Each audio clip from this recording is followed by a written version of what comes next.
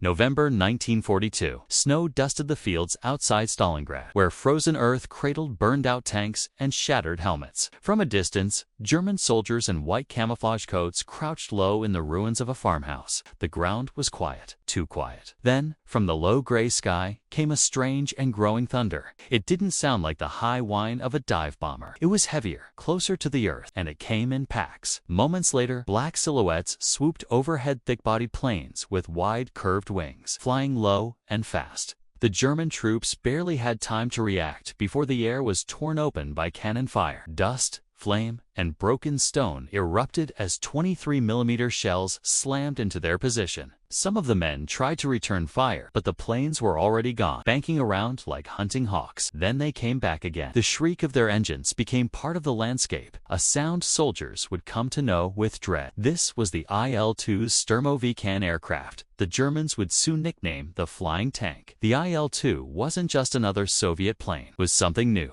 It flew so low you could see the pilot's goggles flash in the sunlight. Its nose was packed with machine guns and cannons. Rockets hissed from its wings, and each pass it made tore apart columns of trucks, tanks, and men. One Wehrmacht report would later read, "We had no defense against it. Even our bullets seemed to bounce off." For Soviet ground forces, the Sturmovik became a guardian angel. When soldiers saw its shape above them, they cheered. Some painted its image on their helmets. Soviet war songs celebrated the plane as if it were alive, calling it a comrade, a protector. And for the first time, infantry felt they had real support from the sky. But for the Germans, it was a nightmare. Traditional flak guns were too slow to track it. Fighters had trouble intercepting it because of how low it flew. In one engagement near Kursk, a German officer wrote, "We lost more to the IL to south than to the tanks." What made the IL-2 so effective wasn't just its firepower. It was the way it flew. It attacked in groups, coordinated with ground troops. It hit hard and disappeared fast. It forced the enemy to change how they moved, how they built their defenses. Even experienced panzer crews learned to fear the telltale roar. As smoke settled and the snow fell again, soldiers stared at the scars in the earth and knew this war was changing. There were new rules, and the Flying Tank had written them in steel and fire. In the spring of 1939, war clouds darkened Europe. But inside a quiet Moscow design bureau, a different kind of storm was forming. A letter had arrived from the highest authority, Joseph Stalin himself. It was not a request, it was a demand. "We need a flying fortress," it read.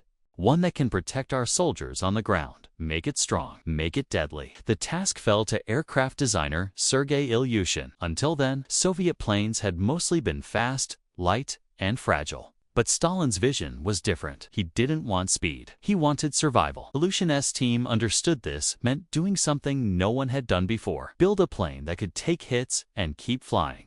Instead of using aluminum like most air forces, they began reinforcing the plane with steel, not just as armor, but as the structure itself. The cockpit would be a steel shell, welded by hand. The engine would be shielded behind heavy plating. It would be a plane that flew low, attacked hard, and shrugged off bullets. As the first prototypes rolled out, pilots were both impressed and cautious. The aircraft looked like a brute, thick, ungraceful, and slow. But when it lifted off the runway and dipped low over the trees, something clicked. This was a plane made for the front lines. There were problems at first. The single-seat version lacked rear protection. If a fighter got behind it, the IL-2 was in danger. But the designers listened. They modified the fuselage, extended the canopy, and added a second seat for a rear gunner. The new version, the IL-2M, would become the backbone of Soviet air support. By 1941, as the German invasion pushed deep into Soviet territory, the need for the Sturmovik became urgent. Factories were pushed to their limits. Even with bombing raids and shortages, production didn't stop. Women and teenagers filled the assembly lines, welding steel and fitting parts with trembling hands. The frontline pilots came to love the machine. It felt like a shield. One airman said, "You could fly through hell in an IL-2 and come out smoking but alive." As more squadrons took to the skies, Soviet commanders began to use the IL-2 in new ways, not just in raids, but but in tight coordination with infantry. They were no longer separate branches. They moved as one. And in the heart of winter, when Soviet troops stood shaking in the trenches, they could look up and see the shape of survival carving arcs across the clouds. The flying tank wasn't just a weapon. It was a promise. You are not alone. Spring 1941. Inside the Aleutian Design Bureau near Moscow, blueprints lay scattered across tables as welders tested thick steel plates against dummy rounds. The war had already swallowed vast parts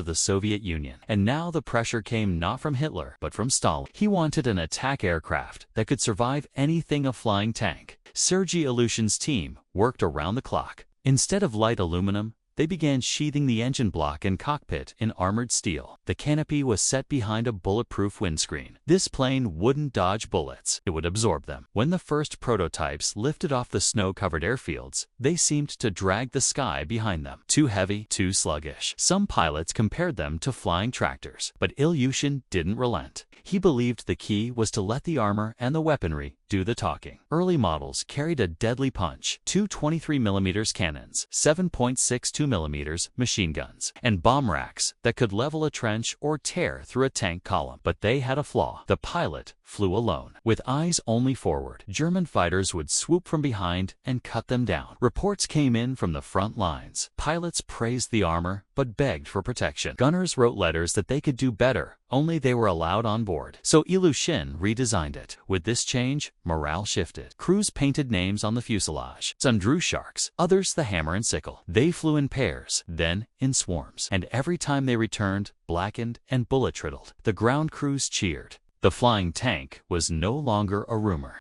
It was real. By the end of that year, over 3,000 IL-2 South had been built. The skies above the Eastern Front had changed, and deep inside Berlin's planning rooms, the Wehrmacht began whispering a new word: Sturmovik. Autumn 1942. The city of Stalingrad was a broken skeleton of factories, smoke, and shattered glass. Across the Volga River, IL-2 squadrons lined the muddy banks, engines rumbling like distant thunder. Each morning, they lifted into blood-red skies, wings heavy with bombs, guns loaded for tank busting. Their mission was simple: stop the German advance or die trying. Swarms of IL-2 South soared, low over ruined buildings, their shadows flickering across snow and rubble. German columns moved cautiously now. The moment a column appeared on a road or bridge, the Sturmoviks dove like hawks. Explosions chased them as they passed, shrapnel rattling off their armored bellies. A Soviet pilot named Andrei Lysenko later wrote in his diary, "I saw the columns scatter like ants. We came back with empty bomb racks, but full hearts." On the ground, German soldiers called them Betonflugzeug, the concrete airplane. They cursed the sound of its engine. Even the Luftwaffe found it hard to intercept. Each IL-2 flew low and fast, protected from below by armor, from above by Soviet fighters. They turned the ruins into hunting grounds. Not one street was safe. German tanks reported taking hits to the turret, the treads, and even their backs as IL-2 South mastered precision strikes. For once, the Panzer wasn't king. At night, IL-2 crews slept beside their planes, their uniforms still reeking of gunpowder and frost. Mechanics worked by lantern light. Teenagers from nearby villages brought them bread and letters from home. Stalingrad became a graveyard for steel and men. But in the air, the flying tank never wavered. It gave the Red Army something it hadn't felt since 1941: air power that worked. And each time the IL-2S roared over the burning skyline, even the Germans knew this was no ordinary aircraft. It was a hammer from the sky. The snow outside Stalingrad had not yet melted, but the smoke in the sky carried the heat of 1,000 fires. In early 1943, German panzer divisions pressed against the frozen ruins of the city, locked in a bitter struggle with Soviet defenders who refused to yield. Above them, engines screamed. Frozen ruins of the city, locked in a bitter struggle with Soviet defenders who refused to yield. Above them, engines screamed. The IL-2 South came in waves, black silhouettes against the cloud-choked light. Their arrival was not silent, but it was sudden. At first, there was only a faint rumble, lost in the echoes of artillery. Then came the shrieking descent of dive brakes and the distinct whine of their engines. German soldiers learned to dread that sound. It meant death was falling. They swept low over the battlefield, sometimes no higher than treetops, unleashing rockets that tore into tanks and bunkers. Cannons stitched the snow with fire, and armored shells crumpled under their assault. Soviet infantry followed close behind, advancing behind the smokescreen of the attack planes. It was a rhythm the Wehrmacht came to know. IL-2 south first, then ground troops. Pilots called the IL to the flying tank, and for good reason. When flak shells burst around them, they stayed on course. When machine gun nests opened fire, they did not veer. The armor around the cockpit and engine was so thick that German small arms fire often bounced off harmlessly. Enemy gunners described the aircraft as a bird that would not fall. Stalingrad's skies became a proving ground. Every day, new IL-2 formations arrived. Even as the city below crumbled, their attacks grew more precise. Reports from the German 6th Army described the fear of entire columns being pinned by these planes. Crews abandoned vehicles, seeking shelter in bomb craters. The Sturmovik, as it was known, had become a force of nature. One German commander later recalled, "It was as if the earth itself roared. We would hear the scream, and then the ground exploded before we could run." The IL-2 South didn't operate without loss. Many were shot down, but for every one that fell, more came. Soviet factories were now producing hundreds each month, and new pilots were arriving as quickly as the aircraft could be assembled. By the time the siege turned and the German lines began to crumble, the IL-2 had etched itself into the memory of those on both sides. To Soviet troops, it was a guardian in the sky. To the Germans, it was a signal that the tide had turned and the air itself now belonged to the enemy. The German front lines shifted, pulled back, then collapsed under the weight of Soviet counterattacks. But beyond tanks and rifles, it was the persistent shadow above that struck the deepest fear. In the spring of 1943, Wehrmacht units operating near Kursk filed unusual reports. German soldiers began calling them Black Death. Some officers attempted to reassure their men. They claimed the Sturmovik was not invincible, that it could be shot down. Technically, they were right, but hitting it was another matter. The armor deflected most machine gun fire. The engine's position was shielded, and the pilot's compartment was often encased in nearly 700 kilograms of steel. In one account, a German machine gunner said, "We aimed for the wings. We fired everything we had, but it flew straight through, as if made of stone." Pilots of the Luftwaffe were ordered to intercept, but IL-2 South rarely flew alone. They were often accompanied by Yak or Lag fighters. And even when unescorted, the IL-2s flew so low and fast that ambushes were difficult.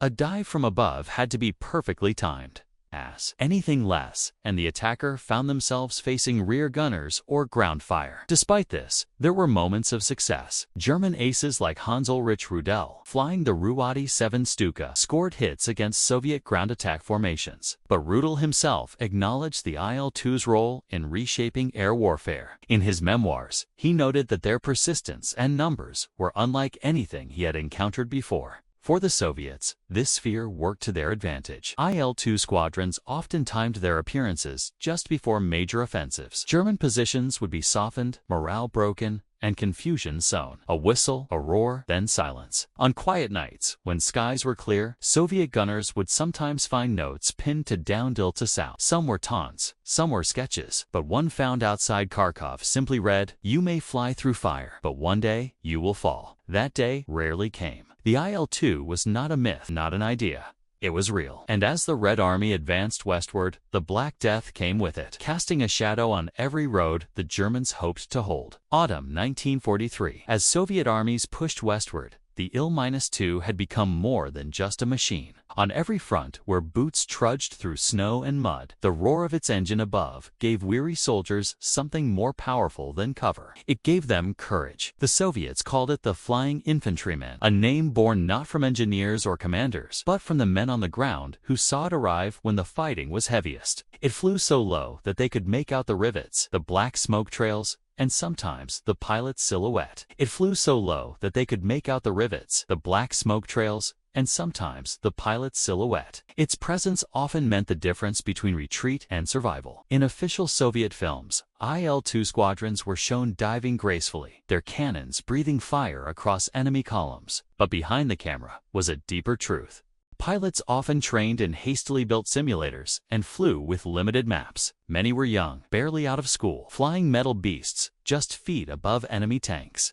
Inside the cockpit, there was little glamour. The cabin was cramped, the armored canopy offering protection, but limited visibility. Pilots like Georgy Barega-Voylater, a cosmonaut, described flying through such intense flak that he could feel the shockwaves even through the reinforced shell. German reports confirmed the aircraft's fearsome reputation. Wehrmacht diaries mentioned the way the IL-2 would appear suddenly, skimming treetops, its 8 rockets slamming into troop concentrations. A single pass could rip through an entire column, turning tanks into flaming husks. And it did not vanish after a strike. It often circled back. What made the IL-2 unique was its role. It wasn't built for aerial dogfights. It was designed to fly low and strike hard, destroying supply lines, artillery positions, and troop movements. In many ways, it fought the enemy in the same mud and snow as the soldiers below. By late 1943, the Soviet press featured heroic tales of IL-2 pilots. Newspapers told of one who flew back with his tail nearly sheared off, landing the aircraft through a snowstorm using only instincts and a cracked compass. Posters showed aircraft wingtip to wingtip in formation, soaring over scorched fields, the red star glowing bright against the gray. This mythologizing served a purpose.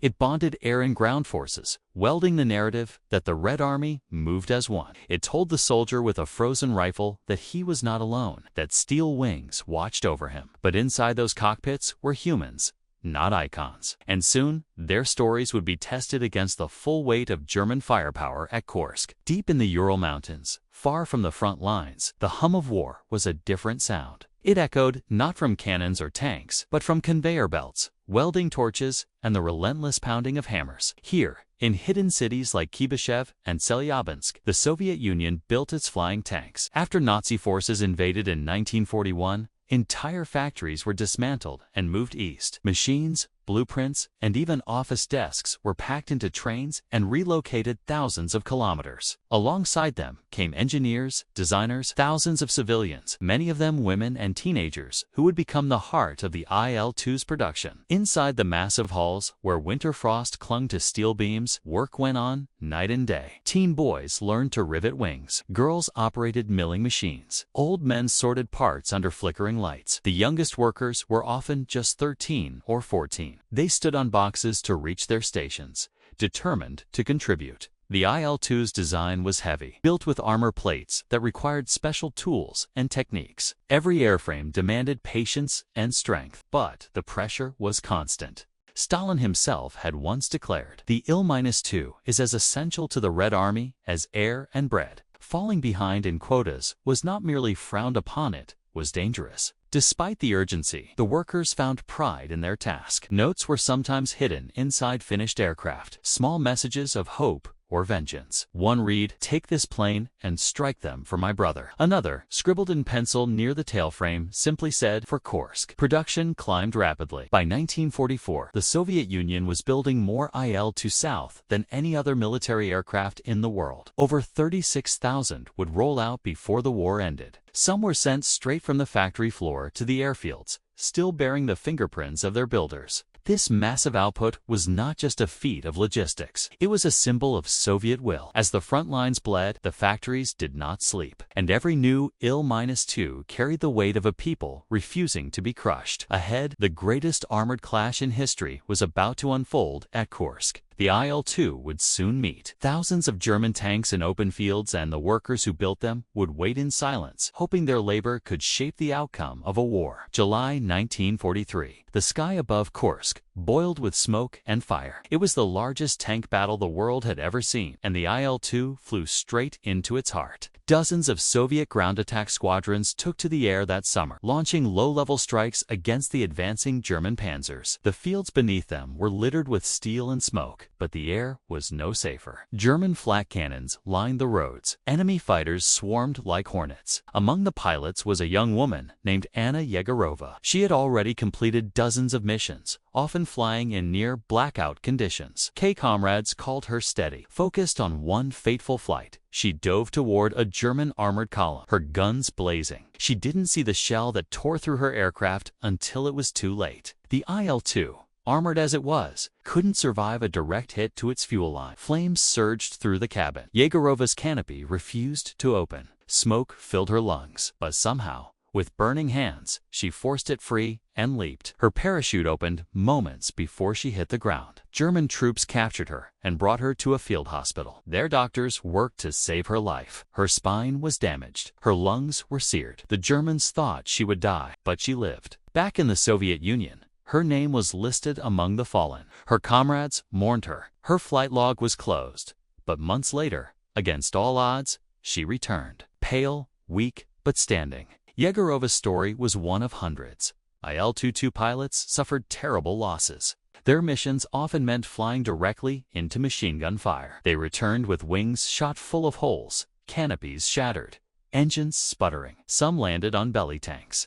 Others never returned. The Luftwaffe called the IL to the concrete airplane. They tried to shoot it down, but it kept coming back. And it wasn't just the armor. It was the pilots, men and women who flew through fire again and again, often without rest, sometimes without backup. Their courage shaped the battlefields. German tanks, once the terror of Europe, now feared the roar from above. The flying tank had earned its name, not just for its steel, but for the spirit that flew it. May 1945, Berlin burned. The war in Europe was ending, but the echoes of the IL-2 still roared across the skies. In the ruins of eastern Germany, Soviet pilots flew their final missions. They strafed retreating convoys, knocked out the last pockets of resistance, and escorted ground troops into the heart of the fallen Reich. By then, the IL-2 had become a legend. It was the most produced military aircraft in aviation history. More than 36,000 had been built. Its shape-thick fuselage, straight wings, armored nose swaths etched into the memories of millions.